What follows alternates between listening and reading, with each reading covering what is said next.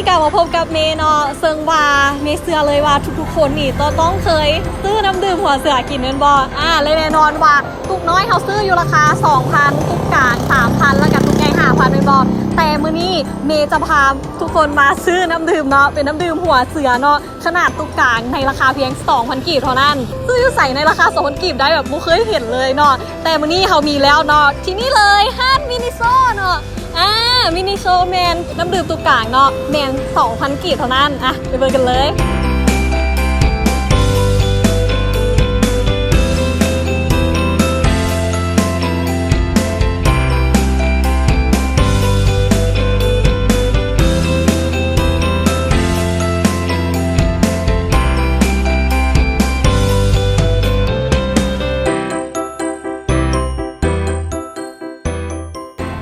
นี่ก็คงจะเป็นน้ำดื่มหัวเสือตุกกลางเนาะที่ราคาถึงที่สุดเนาะ 2,000 กีบเท่านั้นซึ่งมาเหมือนกับมีขายอยู่ที่มินิโซทุกสาขาเลยอย่าลืมไปซื้อน้ำกัน 2,000 กีบ